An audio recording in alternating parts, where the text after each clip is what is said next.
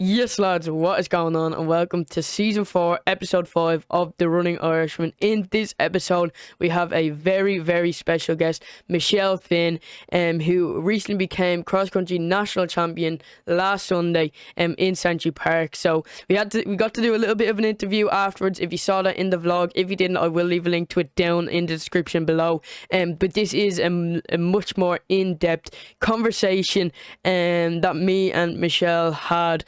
Just about getting more in depth into her career and her life, leading up to the really amazing things that she has accomplished, like running in the Tokyo 20 or the Rio 2016 Olympics, the Tokyo 2021 Olympics, the 2019 Doha World Championships. She's going to be representing Ireland on December 12th in the European Cross Country Championships.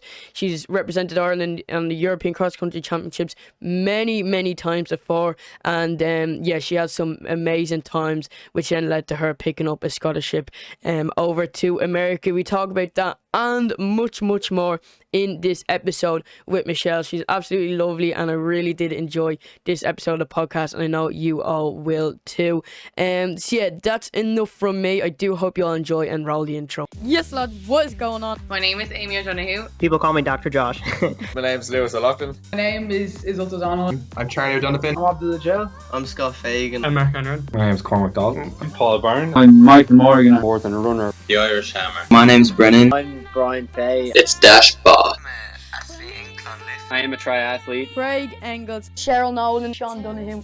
John Rankin. I got 10th at the World Championships in 2019 in Doha. I'm doing great, just happy to be on the podcast. I'm a Man United fan. Let's get into this episode of the podcast. Alright everyone, we're here with Michelle Finn. Thanks very much, Michelle, for taking the time out of your day to come on the podcast. I'm really looking forward to it, and I'm really looking forward to having a great chat. So if you want to just take it away and kind of tell people out there, if they're not sure who you are and what you're all about. Okay, well, thanks for having me, first of all, anyway. And I'm Michelle. I am an athlete. I usually run the steeplechase, 3,000 meter steeplechase. Sometimes we'll run a 5K and some cross country as well. And that's definitely that's most definitely a very modest introduction in terms of what we have down here in terms of information for the episode. So it gives us a lot of leeway in terms of what we can ask. So it's really great. So kind of just to start from the beginning, and then later on we'll get into the kind of more juicy stuff you can say. Do you want to just talk about when you got into running and kind of how it all came about? I think I kind of feel like I've been running for as long as I can remember, really, just because both of my parents ran. So we all, like, me and my siblings always ran, but we would have not been like training. We would have been doing football and soccer and gymnastics and athletics and just everything else. So we just really kind of did whatever was going. If there was football on a Monday night, we'd be at football. If there was hurling on a Tuesday, we'd be there, and like if there was athletics on a Wednesday. So like I've been running as long as I can, but it might have been once a week or twice a week or something like that. And then how did I get more into it? I think basically I was always running the whole time, and then I did my leaving cert, went to college, did 2 years in UL doing PE and Irish teaching, and I hated the teaching practice, so I took a scholarship to America for athletics after second year of college. And that was when I started focusing more on athletics, because I obviously couldn't play GA anymore because there was no football over there, or I wasn't doing gymnastics. So it was kind of the only sport I was doing then. And I had gone there especially to run. So that's kind of when I started taking it more seriously. Yeah, and in terms of the scholarship, was it always something you were interested in, and kind of a path you wanted to go down, or did the opportunity just arise on its own after your 2 years in UL? Yeah, the opportunity kind of just arose. Like I said, I wasn't really training that much before that, and I wouldn't have done, like, I wasn't like an amazing junior or anything. I'd like run and be decent and stuff, but I wasn't like winning everything or like training really hard. So I'd never even thought about a scholarship to America. And then I did actually get offered a scholarship after my first year in UL, because I think they thought I was just after finishing my leaving cert. But I loved first year of college in US, so I didn't take it. But then after the teaching practice in second year, I was kind of like, oh, I definitely picked the wrong course. And it was like a perfect kind of way to kind of take a break from the teaching practice in that course and not feel like I was wasting my time, because it was another great like opportunity of something to do.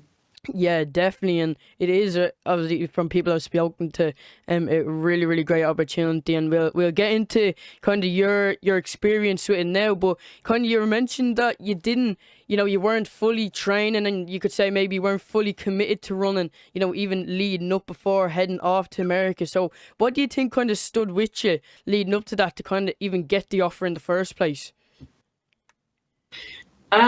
Yeah, that's a good question. Well, there's so many different colleges in America. I think, first of all, that like obviously there's like the really top colleges that you'd want to be like running really well to go to. Then there's like I feel like there's like almost a place for anybody in America, depending on your level or whatever. And I wasn't running badly or anything. I think I had ran right around just broken 10 minutes for a 3K when I went over there. So like I was doing all the other sports, but like I run a sub 10-minute 3K, which is, but it's nothing spectacular, but it's not slow either. So I suppose I ran fast enough to get a scholarship to like a university in America that wasn't like a top university. Yeah. So that's kind of how it worked. And I just was like, yeah, I don't care. I'll just go for it. Yeah, 100%. Any reason to experience America? If you didn't like it, then come back. But if you get the opportunity to go over and run and experience in America, then yeah, 100% take it. And then, when you got there, did kind of how quickly did you settle in? Was it a big readjustment? Did you kind of fall in love with it straight away? Initially when you arrived, what were your thoughts? Well, I think definitely that it was like the best thing I could have ever possibly have done at the time, because like I left UL after teaching practice because I was so quiet. I couldn't cope with teaching practice. And your second year of college, like I started college really young, so I was probably 17. I was probably 18 or 19 doing the teaching practice, and there's people in secondary school that are that age, so you're trying to go in there and like teach them, which obviously you're supposed to be teaching first and second years when you do that teaching practice, but regardless, there's not much of an age difference. And if you're quiet, and I just hated being like in front of the class and stuff like that. So I think when I went over, like obviously I was quiet enough, but I think it was good for me as well to just like, I don't know, get away from home, and like you're living on your own and you're making your own friends, and you're just kind of basically just forced to like suck it up and grow up. But I loved it. Yeah, I had a great time straight away. And in terms of academics over there, obviously you didn't have great success with the teaching here in Ireland. So did you kind of go down a different path, or did the course carry on over? Yeah, that was a bit awkward for me, because they have a rule in NCAAs where you have to have 60% of your degree done by the end of your third year. But when I went over there, I was in third year, so it was impossible for me to get 60% of a whole new course done. But I didn't realize that when I went over there. But I also wasn't going to continue teaching, because obviously I was doing PE in Irish. You can't do Irish over there. Even if I did a whole degree in America of PE teaching, I would have had to come back and do another couple of years in Ireland, because they don't fully recognize that. So yeah, I did a different undergrad. It was interdisciplinary studies in health, just because a lot of my classes kind of transferred in. So that was the only course that I could get 60% done of. So I just took loads of classes, graduated early, and I did a master's in organizational communications in health. Basically the only course that would let me take enough classes to graduate while I still had scholarship. And in terms of, obviously you're running a career at the moment, just come back from the Olympics, winning nationals last week, it is on the up at the moment, you could say. But is it kind of having your masters in organizations, is there ever something you feel like you want to fall back on? Not really, no. I think it was like organizational communications. I think it's one of those, it's kind of like an arts degree. Like you'd want to know, or if you were into media or something like that, I think it would be like a good degree to have, but it wasn't really something that I had massive interest in. I think it was good for me because I had to do loads of presentations, and like I had to do stuff that I didn't really like doing. But in terms of like working in that area, I wouldn't really have much interest in it. It's good for the CV to have a master's, but I ended up coming back to Ireland and finishing the PE and Irish degree. So I'm back into third and fourth year after after 5 years in America. Deadly, yeah. So in terms of like come back to Ireland and kind of academics you picked up here and teaching after your running career, would that be something maybe you'd be interested in?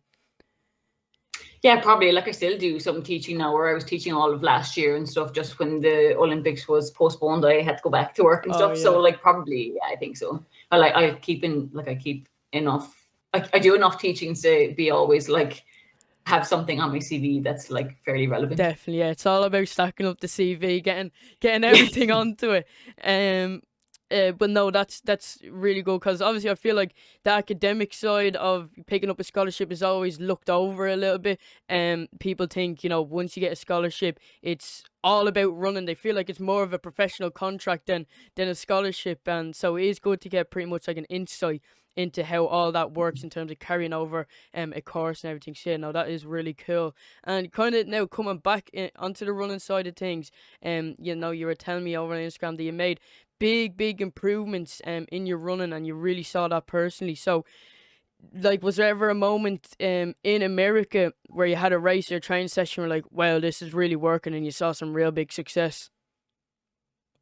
I think when I was in America, it was more just gradual progress, because I wasn't thinking about the Olympics, and I wasn't even thinking about like smaller international competitions. It just really wasn't on my radar. I just was training. Like, I had a group, we were training every day rather than once or twice a week. And I just improved like gradually when I was in America. And then it was kind of my very last year in America.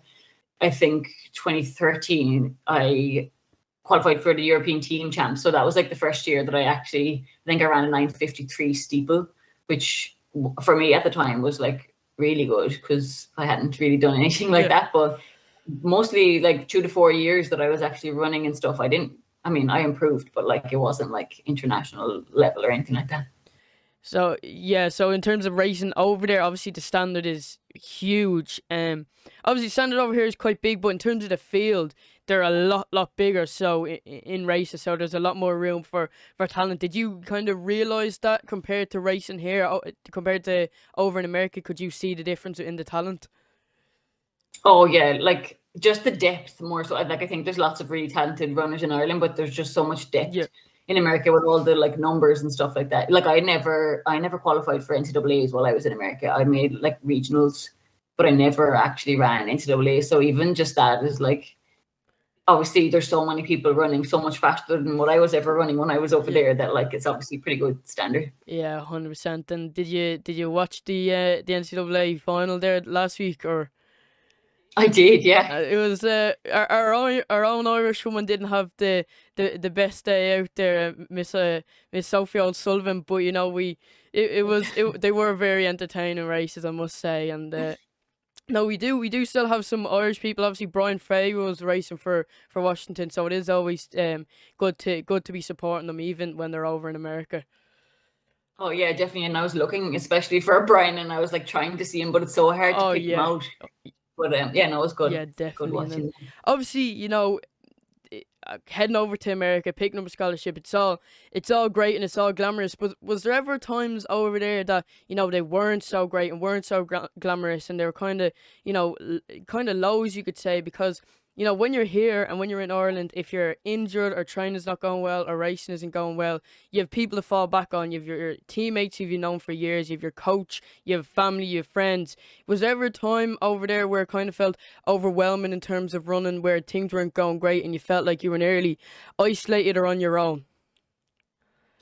For me, not really. No, I don't think I ever felt like that, because, well, one, I wasn't in like a top college, and two, I was improving the whole time, so I never had that feeling of like losing my scholarship or anything, because I was actually just getting better the whole time. And then when you're at a college where you're I was like, because my college wasn't like number one college in America, like I was needed on the team, so I felt like I was really looked after when I was over there, because I was always going to be a scoring person on the team. And I think it's just a perk sometimes of being at a university that's not like we were never going to win an NCAA title, and like they needed me to score for conference and stuff. So I think, yeah, no, I never felt like that. I think I was treated pretty well over there. The only thing was the academic side. When I went over first, I didn't realize that, like, I thought I could do whatever I want. I thought I could study whatever I wanted. So I went over there trying to study nutrition and dietetics, and then I had to change my major, which I don't know if I would have gone over there to do the 2 degrees that I did. And so by the time I had realized that, it was kind of too late to turn back. But in terms of athletics, I think I was very well looked after. Oh, that's really, really good to hear. And then obviously we were talking about improvements that you could see within America, and then we also mentioned like the talent and the depth of the field. So when you came back to Ireland and you done your first, I don't know, bit of training with a team or your first few races, could you kind of see the like difference between you and your competitors then? When I came back,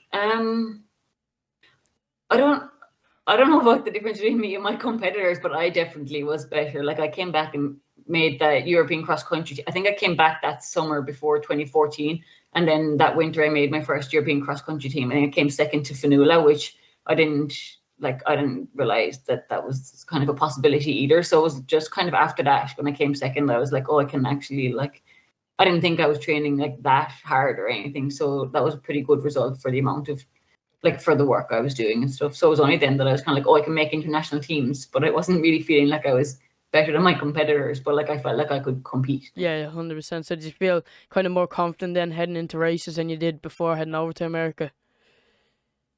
Yeah, definitely. And then in 2013, you picked up your very first Irish Fest. Kind of, what was that experience like? Because, that out of, many experiences that you've had in your running career, kind of where would you rank that? Because picking up your first one is probably like, possibly the best one.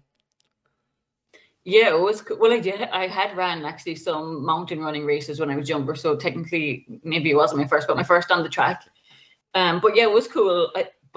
So I came home from America, ran that. It was a steeplechase at the European Team Champs in Dublin. So yeah, it was cool, obviously, to be selected for it. But I think I'm not 100% sure, but I'm pretty sure I probably came last or second last, if not dead last in the race. So I still wasn't I was in the race internationally, but I wasn't really competing. Yeah, I understand. And then kind of how did that affect you afterwards? Was it more like, well, I got to run for Ireland, or was it like, am I good enough to run at this level? Where was your mindset afterwards? I don't know. Obviously I wanted to run better, but it might have been, I can't remember what I ran, but it wasn't for me a bad time. I don't think I didn't run a PB, but I didn't run I was never going to be competitive. I was selected for that race, but unless I ran a massive PB, I was never going to actually be in the race.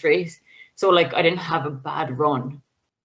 So I was fine with it. It was cool to be there. Yeah. And it was good experience, because after that, it started, I made a lot of teams pretty soon after that. It was the first one, but there was no gap then. I kind of started making them after that. Yeah, fair enough. So kind of you got to brush that one to the side a little bit and then focus on the next one, which is, yeah, that is handy, fair. And then 2014, you made your first Europeans. Obviously this year, fingers crossed, all going well, and we're seeing you in the Europeans this year. So kind of in 2014, making your first appearance. What was that like? That was great. I loved that race. I think I was I had no clue what to expect. I just raced. I feel sometimes when you've competed so much, I would never psych myself out, but I just think everybody's really fast. But that time I just raced really hard. I came 23rd, which is still the best. It's still the best finish I've ever had at Eurocross. So first one was my best one. But it was good. Yeah, we got third team and actually won a medal at that one as well. So it was a good start. Deadly, yeah. And hopefully that changes this year. Hopefully you get further up the field than 23rd this year. But yeah, obviously your first one finishing 23rd is definitely nothing to dwell on, I suppose. In terms of a negative side of things, it's very, very respectable place. And yeah, kind of moving on to track side of things. You'll come back and talk about European cross countries this year in a few moments. But obviously, in the past two Olympics and the World Championships, you've been representing Ireland in the steeplechase event, and I've ran a bit of steeplechase myself, and I know it's not an event that you just jump into when you first start running. So, how did that all come about? You starting up steeplechase? Oh yeah, I never ran the steeple before I went to America. So then when I was in America, obviously they have conference and stuff over there, so you want somebody in every event so that somebody can score in every event. So everybody who, like all the freshmen and all the transfers, we all like had to jump the hurdle when we got there, and so the coach could figure out like who might be able to do the steeplechase.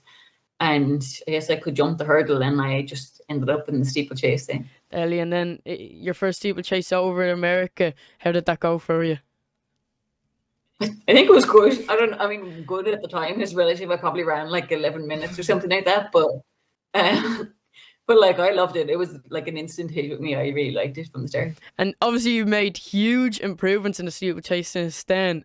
Kind of representing Ireland in your first Olympics, I'm pretty sure in 2016 in Rio in the steeplechase. So, you know, we spoke about your first Irish Fest. We spoke about your first Irish Europeans. Now you're on most like the biggest stage in the world in running, and we'll get on to Tokyo now in a minute. But for your first Olympics, getting there, kind of taking it all in, how was that for you?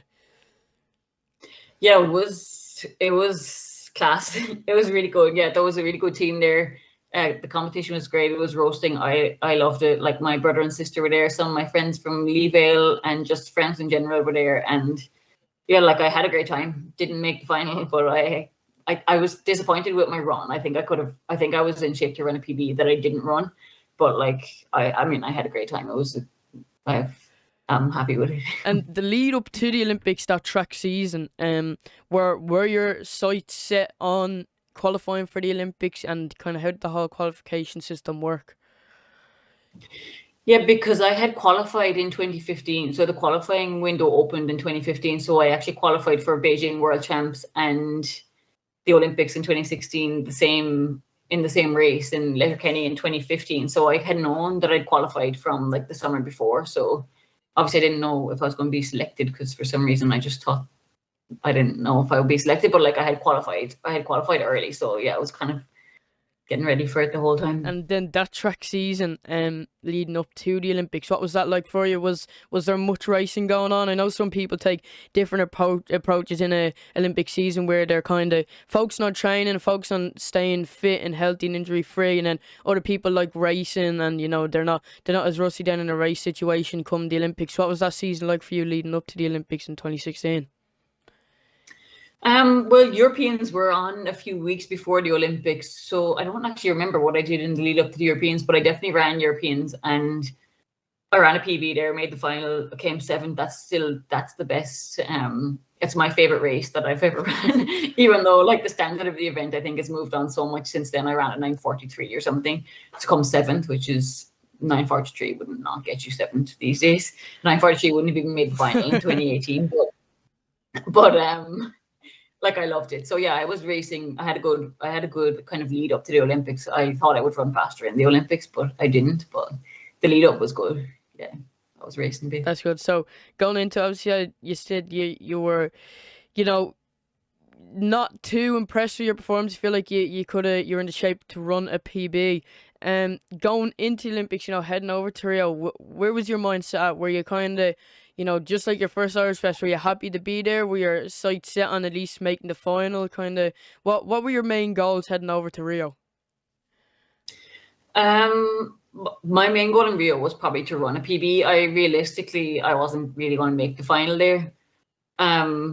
So yeah, I wanted to run a PB and just kind of feel like I had a good race. Definitely. And then comparing your time in Rio, everything, kind of your fitness, the mental side, your goals again, what was different in terms of heading over to Rio this year compared to the Olympics of 2016? I think it was completely different for me anyway, because even in 2016, like I hadn't done that many international competitions. I probably had done the Europeans in Amsterdam, and other than that, it was just world champs. Like I'd never done any junior races on the track. I'd never done on any under 23s or like, so I kind of went from that one team champs, and then suddenly it was Europeans, world champs, Olympics, just kind of back to back like that. So I really didn't have a clue what I was doing. I remember getting up from my race in Rio, and I couldn't have been more stupid about it. I got up at like 5 o'clock in the morning, or even earlier, I'd say. I got a bus really early. I got to the track, and I was the only person at the stadium, I think I was so paranoid about missing my race because before, like in the days before the Olympics, like you're queuing for hours for a bus to get there. The traffic was so bad that it just took so long to get to the stadium. But then obviously on race day, everybody isn't trying to get to the stadium and there's no traffic at 5 o'clock in the morning. And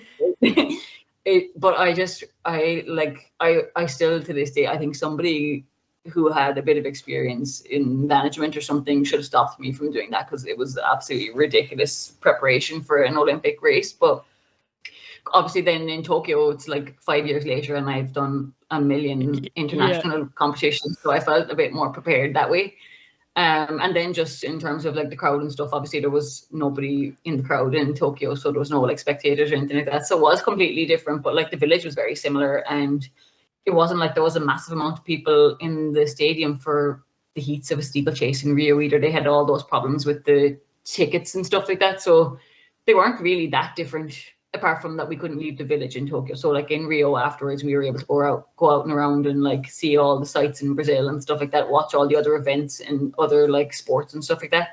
Whereas we didn't get to see much in Tokyo apart from like the village and the track. But yeah, it was fine. It was good. In terms of the protocols in Tokyo for the Olympics, kind of what was it like? Was it very strict, like in terms of the Irish team mingling outside of training? Was that kind of lenient? And then in terms of how long you could stay in, you know, at a certain track to do a bit of a session or to do a bit of a run, and then actually after your event, when your event finished, whether you made the final or you were out with the heat, what were the protocols then for leaving?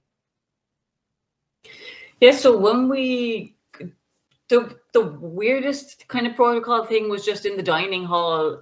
They had these kind of plexiglass things between the tables just up like that. So like you're trying to talk to somebody across the table and there's this big glass thing, but you couldn't hear through it. So like it was really hard to just, like have a conversation in the dining hall. You're almost shouting, like you wouldn't. Whereas usually, like that's probably my favorite place in championships, to just kind of hang out in the dining hall and drink tea and have the chats for most of the time while you're chilling. But you couldn't really do that. And then obviously everyone was really careful, because we were getting COVID tested every single day. So like obviously if you tested positive, your Olympics is done. So like people were very careful. And then afterwards, they kind of just shipped us out as soon as they could. So was it like no time? Obviously, one of the best parts of the Olympics, if you're kind of knocked out earlier, is getting to experience the whole thing, whether it's as a spectator or as an athlete. So obviously you had that experience in Rio, and having that taken away from you at Tokyo, was that a bit of a hard pill to swallow? A little bit. Like we had a few days though, so like I finished and I definitely had a few days after my race, so I went and watched, like I went to the track every evening for a while. We left earlier than what they had originally booked the flights for, but we didn't like I had like a few days after my race, so like you kind of, when you can't leave the village anyway, we kind of were ready to go by the time we left anyway, because the few days was enough to go down to the track and like watch all the events down there every night, and then like by the time we actually left, we were kind of ready to go. Like, yeah, that's fair enough then. And then during your race, obviously, I presume the atmosphere is absolutely electric, or was electric in Rio with the stadium packed. So then during the race, with no fans there, you mentioned no friends, no family.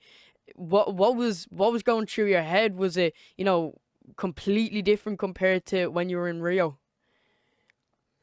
It was different, but I think like it kind of, I didn't really notice that there wasn't many people there. Like you're so concentrated on your own race, and then there is kind of some sort of noise coming from somewhere, and then like the way the seats were, there was kind of, they were painted like there was some white, they were painted different colors or something, but it almost looked like there was people there even though there wasn't. And then obviously there was like the Irish officials, Phelan was there, and like all the Irish officials, Paul McNamara and all them would have all been there. So like because it was so empty, you could actually hear like people shouting for you as well, because you'd hear the one or two voices when there's no real voices there. Yeah, that's what I was thinking. Like, could you hear maybe your coach or someone on the sideline kind of trying to help you through the race? So, and then in terms of the race itself, you ended up finishing ninth in your heat with a time in 9:36.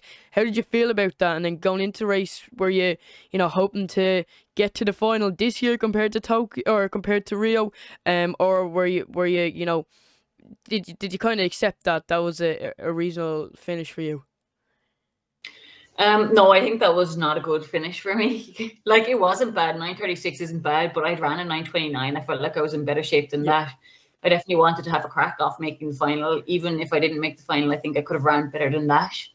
But on hindsight, like, I actually just ended up getting an infection, and like 2 days later I was on antibiotics. So I wasn't like on the line of the Olympics feeling sick or anything like that. But on hindsight, I definitely think like I had the very start of an infection, and I didn't feel too sad after my race, because I feel like I did what I could with what I had. Whereas oftentimes I'd be like so disappointed after a race because I just don't feel like I gave, like, just on hindsight, I was kind of okay with it. I was like, I actually, even if I hadn't made that final, I wouldn't have been able to run the race, just the way I was feeling the 2 days later. So like, it was disappointing. I think I was in better shape, and I think I should have been able to run faster, and I wish I would have ran faster, but that's just, it wasn't the worst race I've ever had or anything like that. I get you. So yeah, kind of would it have been then a little bit bittersweet in the sense if you did make the final and you feel like you wouldn't have been able to race it, so it was kind of nearly enough like a blessing that you didn't have to go through the,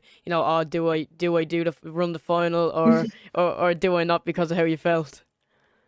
No, I definitely would. If I could have made that final, I would have wanted to make that final. Yeah. If I had to climb barriers, and I would have had to like climb them, but no, I would definitely have rather make it no matter what. But it was a long shot anyway. Like, I would have had to have a really, really, really good run to make it, which I think I was capable of having a really, really good run, but it wasn't to be that day. So exactly. So maybe it just wasn't to be that day, and then you come back stronger next time. And that's not, you know, the Olympics isn't the only time you've competed for Ireland on a world stage and at the highest level. You both represented Ireland the 2015 and 2019 World Championships. Real quick before we actually dive in deep out it, the World Championships, you know, whether it's the competitors, the setup, the atmosphere, what is, just say, the difference between Doha 2019 compared to Rio 2016? I think standard-wise, I think it's the exact same people for the most part. I think the level is the same, the standard is the same. One's the World Champs and one's the Olympics. So it's more so the people, like people in the athletics world, I feel like would recognize that the standard is the same, whereas people like in my like town or village at home don't really, like, not that they don't care about World Champs, but it's just everybody knows the Olympics. So like it's outside of, like, in the general world, not athletics, I feel like the Olympics is a big, massive deal, but actually in terms of standard and stuff, I think they're very similar. Yeah, I understand that, like, completely. Like, everyone, whether it's, you know, whether you do football, Gaelic, whatever, you know the Olympics, but then people wouldn't be as aware or maybe as excited, even like people that aren't as close with you, if they hear you're in the World Championships compared to the Olympics. And then, you know, we'll focus on Doha 2019 because obviously you're more of a developed athlete then compared to when you were in your first World Championship. So how did that go for you? Were you happy with your performance then, and what were your expectations going in?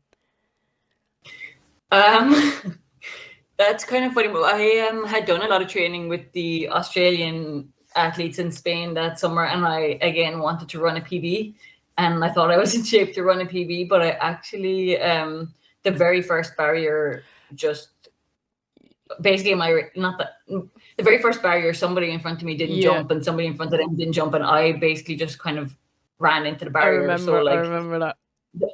Yeah, so the very first jump, it was like the race had gone already. So like I can't remember what time I ran. It wasn't bad for me at the time, but I think it was just disappointing. It's just like I'd made so many efforts, done so much training with like some really good athletes, and I was like, oh, this is finally going to be the one where I actually don't mess up something. And like it wasn't like I didn't run badly, and I was kind of happy with how I actually still like stayed in the race and ran as hard as I could, even though like I basically watched the race run away from me when I ran into that barrier. But so it was like disappointing that happened. But yeah, it didn't really reflect on, you know, you as a runner, your fitness at the time. So I suppose, you know, compared to losing a race by sheer ability, like if someone loses a race by sheer ability by, you know, where they actually place compared to what happened to you in Doha, maybe you could even take away the fact that it wasn't on sheer ability and it was just really, really unlucky at the start of the race. So kind of where was your mindset at that after the race? I mean, I was disappointed because still, like, these championships are so big and they only come around like once every few years and stuff like that. And it's just like I felt like I kept having like something small would happen, like running into the barrier, or then just kind of getting sick before another race, or like I just kept doing like one tiny little stupid thing and like not getting the result. I still am doing it. I think that I just haven't got the result that I think I could have gotten at one of these races. So, like, sorry, what did you Just kind of how after the race, you know, obviously you're really disappointed, but was there, you know, kind of any silver lining there at all for you, or was it just, you know, miserable maybe? Yeah, I think. Yeah, no, it wasn't. I mean, it was disappointing, but like, yeah, like you said, it wasn't like I had jogged in or something. Like, I would be so disappointed if I had given up and like just kind of plodded in the last few hundred meters of the race, or if I ran into the first barrier and then was like, oh, my race is over, like I'm not even going to try now. Whereas I didn't do that. I like ran as hard as I could anyway, even though I had obviously lost a good few seconds there and also lost the ability to kind of latch on to the group of the race. But like, I mean, there was a lot of positives to take from it as well. It just was disappointing. Not like you don't get an asterisk. The film always says that you don't get an asterisk next to your results saying, oh, I was sick that day, or oh, I lost the spike that day, or oh, somebody in front of me didn't jump. Like maybe I should have been more alert and gone wide or something, you know? Yeah, 100%. So no, look, all you can do is take it as it is, and hopefully do you have your sights set on the World Championships in 2022, or is that a bit far away for you to think about at the moment? Oh no, I definitely have my sights set on that. I think the standard is the same as it was for the Olympics, or at least it's 9:29 something. So like I've ran it before, I haven't done it yet because it's outside the deadline. Yeah. But if I could run it last year, I'm pretty sure I can run it this year. So if I don't make the World Championships in 2022, I will be very disappointed. No, hopefully we will see you there, and you'll get your redemption that you most certainly deserve.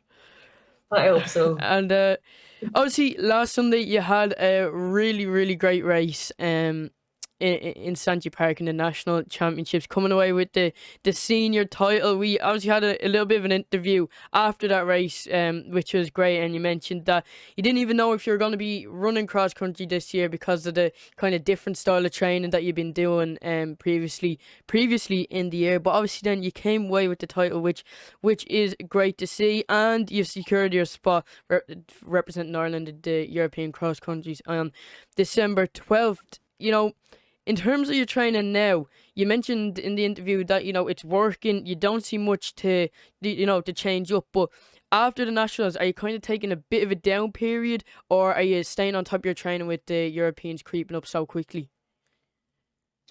Yeah, kind of both. Well, like obviously, I think the main thing is to just make sure we were recovered after Nationals.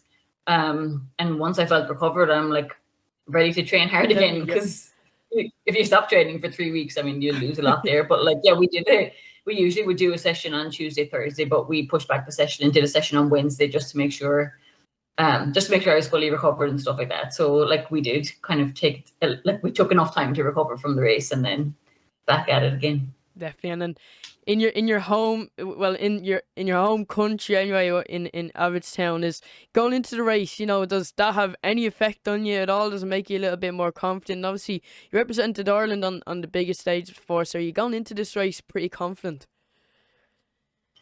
Yeah, I don't know. I think I think it's great that it's at home, because obviously there's so many Irish people who are interested in athletics, and they're even when European cross country is in other countries, I think so many Irish people make such an effort to go over and support anyway.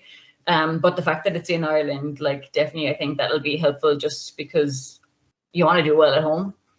But yeah, I don't know. I think we've got a really good team, and hopefully everybody will run well and that we'll do well, but we'll see. Definitely, yes. So I have two pretty brutal questions here that, you know, I've listened to some podcasts before with athletes on it, and they've been, you know, these are two questions that no one really wants to be asked. So the first one is, if you were to go back to your younger self, what would you tell her?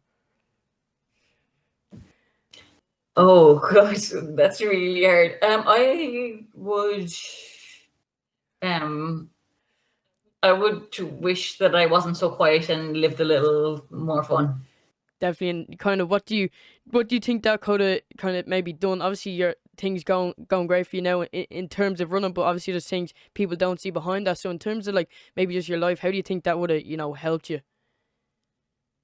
I probably would have done more things, been out more, made more friends. I don't know, probably be more confident in races. Yeah. And just enjoyed being at races more or being anywhere more rather than just kind of feeling awkward wherever I went. No, that's a great answer. And the next question is, you know, your goals for the future, and that's in terms of everything goes perfect, you stay fit and healthy, and training is consistent and goes well. Obviously, you have European cross countries this year, and would you be looking to do another one of those? Paris Olympics, World Championships in Eugene, Oregon. Kind of, what are the goals for the future? Everything going well? Everything going well. I'm going to say, well, hopefully a good run at European cross country in December, in a couple of weeks, and then Europeans next year, World Championships next year, and then see after that how I'm going. Perfect. So obviously we'll all be behind you, whether it's the European cross countries in December, the World Championships in America next year, or the Olympics in Paris in a few years' time. Obviously we'll be supporting you then, and hopefully we'll have you back on the podcast with some more big stories to tell on the world's biggest stage in running. So for this episode, Michelle, I really do appreciate you taking the time and coming on and having a little chat. Thank you. Thanks for having me. No problem at all. And also for everyone watching and listening at home, I really do appreciate it. And I'll see you all next time. Bye.